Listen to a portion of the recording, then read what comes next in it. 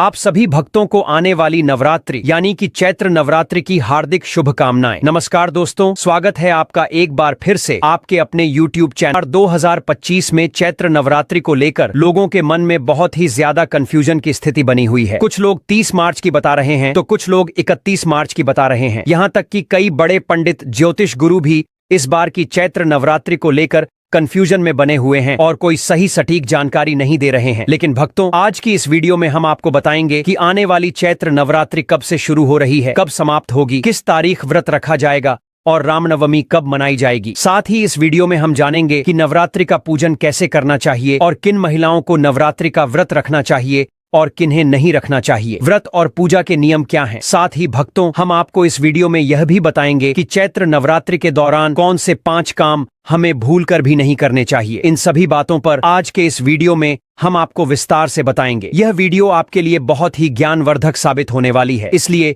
इसे अंत तक जरूर देखें और कमेंट बॉक्स में जय माता दी अवश्य लिख दें। चैत्र नवरात्रि पावन पर्व फाल्गुन मास के समाप्त होते ही शुरू हो जाता है। होलिका दहन के बाद चैत्र मास का आरंभ होता है और इसी के साथ हिंदू नववर्ष भी शुरू होता है। हिंदू पंचांग के अनुसार चैत्र नवरात्रि बहुत महत्वपूर्ण होती है क्योंकि इसी समय देवी दुर्गा के 9 रूपों की पूजा की जाती है। घट स्थापना और कलश स्थापना किस दिन और किस शुभ मुहूर्त में करनी चाहिए, अखंड ज्योत जलाने का सही तरीका क्या है, पूजा विधि और मंत्र कौन कौन से हैं, इन सभी महत्वपूर्ण विषयों पर इस वीडियो में जानकारी दी जाएगी। इसीलिए आप वीडियो को पूरा ही देखें, आधा अधूरा ना देखें। कई लोग होते हैं जो वीडियो को बीच बीच से देखते हैं, काट काट कर देखते हैं और फिर ऐसे व्यक्ति को जीवन में कभी सफलता हासिल भी नहीं हो सकती। इसलिए वीडियो को आधा अधूरा छोड़कर ना जाएं, आप वीडियो को पूरा ही देखा करें। भक्तों, चैत्र नवरात्रि में माता रानी की आराधना करने से सभी दुख और संकट समाप्त हो जाते हैं। कुछ लोग पूरे 9 दिन व्रत रखते हैं जबकि कुछ पहले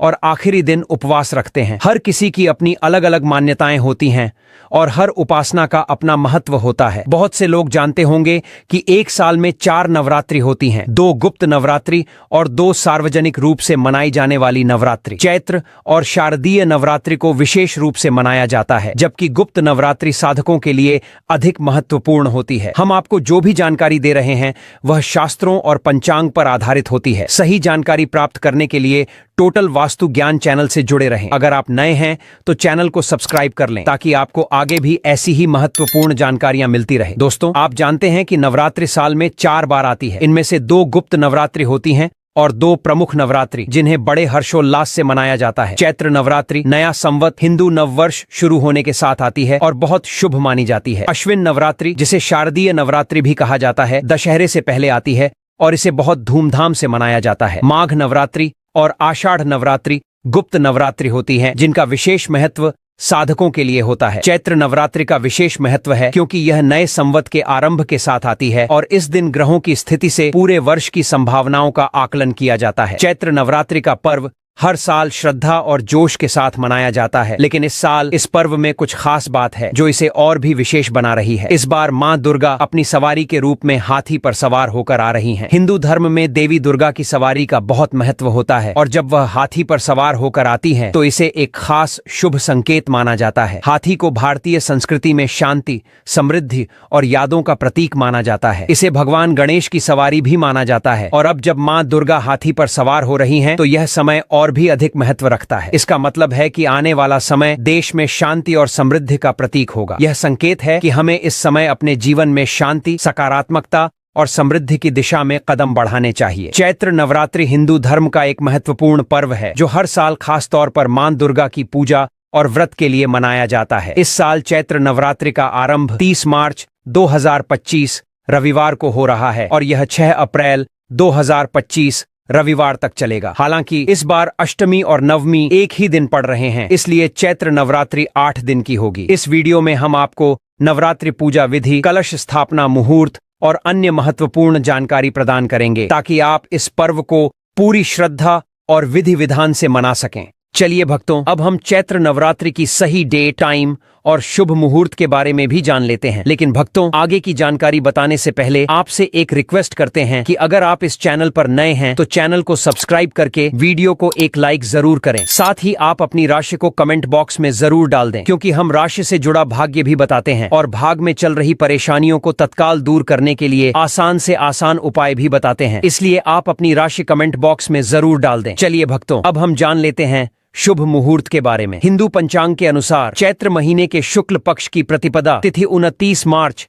शाम 4:27 से शुरू हो रही है, जो 30 मार्च दोपहर 12:49 पर समाप्त होगी। ऐसे में चैत्र नवरात्रि का आरंभ 30 मार्च से हो रहा है, जो 7 अप्रैल 2025 को समाप्त होगी। कलश स्थापना की बात करें तो कलश स्थापना नवरात्रि की पूजा का एक महत्वपूर्ण हिस्सा होता है। इस दौरान विशेष मुहूर्त में कलश स्थापना करने से मां दुर्गा की कृपा प्राप्त होती है। 2025 में कलश स्थापना के लिए पहला मुहूर्त 30 मार्च 2025 को सुबह 6:13 से लेकर 10:22 तक रहेगा और दूसरा मुहूर्त अभिजीत मुहूर्त 30 मार्च 2025 को दोपहर 12:01 से लेकर 12:50 तक रहेगा। इन मुहूर्तों में कलश स्थापना करना विशेष फलदायक होता है। आप इन समयों में अपने घर या पूजा स्थल पर कलश स्थापित कर सकते हैं। नवरात्रि के दौरान कुछ खास नियमों का पालन करने से माता दुर्गा की कृपा प्राप्त होती है। सबसे पहले काले रंग के वस्त्र पहनने से बचें। धार्मिक मान्यताओं के अनुसार काला रंग नकारात्मकता का प्रतीक माना जाता है, इसलिए इसे नवरात्रि में नहीं पहनना चाहिए। इसके अलावा शराब, तंबाकू और मांसाहारी भोजन से पूरी तरह परहेज करें, क्योंकि ये नवरात्रि के दौरान वर्जित होते हैं। नाखून काटना, बाल कटवाना या दाढ़ी बनवाना भी न करें, क्योंकि इसे धार्मिक शास्त्रों में अशुभ माना गया है। नवरात्रि के दौरान प्याज और लहसुन का सेवन न करें, बल्कि सात्विक भोजन ग्रहण करें। साथ ही ब्रह्मचर्य का पालन करें और हर दिन देवी दुर्गा के अलग अलग स्वरूपों की पूजा करें। दुर्गा सप्तशती का पाठ भी करें। इन नियमों का पालन करने से न केवल व्रत का फल शुभ होता है, बल्कि घर में सुख, समृद्धि और शांति बनी रहती है। अगर आप ये नियम सही तरीके से पालन करते हैं तो नवरात्रि का व्रत आपके लिए बेहद फलदायी होगा और माता दुर्गा की विशेष कृपा आप पर बनी रहेगी। चलिए भक्तों, अब हम कलश स्थापना की विधि के बारे में आपको जानकारी दे देते हैं, ताकि आप कलश स्थापना की प्रक्रिया को जान सकें। नवरात्रि के पहले दिन सबसे पहले देवी देवताओं का आह्वान करें। इसके बाद एक मिट्टी के बड़े पात्र में मिट्टी भरें और उसमें ज्वारे के बीज डालें। अब थोड़ा सा पानी छिड़क कर मिट्टी को नम करें, ताकि बीज अच्छे से उग सकें। इसके बाद एक गंगा जल से भरा हुआ कलश लें और उसमें सुपारी,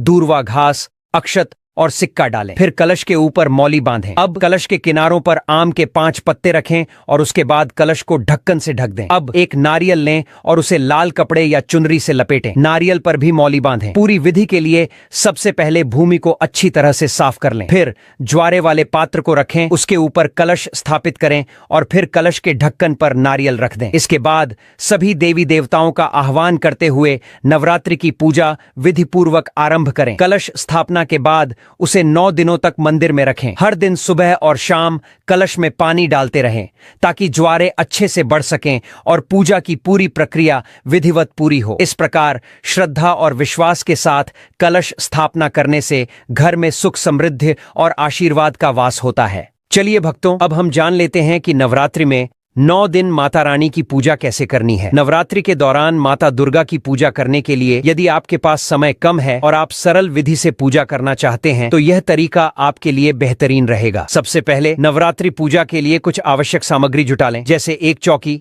लाल कपड़ा, अक्षत, माता दुर्गा और गणेश जी की प्रतिमा या चित्र, पीतल या तांबे का कलश, लोटा, सिक्का, पुष्प, लाल चुनरी, मौली, मिट्टी का दीपक, लौंग, इलायची, रतुफल, बताशे या मिश्री और कपूर। यह सारी सामग्री नवरात्रि से कुछ दिन पहले ही एकत्रित कर लें। पूजा के पहले दिन प्रातः उठकर स्नान आदि से निवृत्त हो जाएं और स्वच्छ वस्त्र पहनें। फिर पूजा स्थल पर चौकी रखें और उस पर लाल कपड़ा बिछाएं। इस पर अक्षत डालें और देवी दुर्गा जी की प्रतिमा या चित्र स्थापित करें। एक लोटे या कलश में शुद्ध जल भरें और उसमें एक सिक्का डालें। फिर उस पर चावल से भरी एक प्लेट रखें। इस कलश को माता की प्रतिमा के बाएं स्थान पर रखें। आपको इसे रोज पुनः स्थापित करने की आवश्यकता नहीं है, यह कलश 9 दिन तक वहीं रहेगा। इसके बाद अगर आपके पास गणेश जी की प्रतिमा है तो उसे भी स्थापित करें। यदि नहीं है तो सुपारी से भी गणेश जी की पूजा कर सकते हैं। अब गणेश जी और देवी दुर्गा जी पर पुष्प और शुद्ध जल अर्पित करें। अगर आप अखंड ज्योत नहीं जला पा रहे हैं तो एक घी का दीपक जला लें। दीपक जलाने के बाद गणेश जी, माता दुर्गा जी, कलश और दीपक को हल्दी कुमकुम से तिलक करें। इसके बाद माता को वस्त्र स्वरूप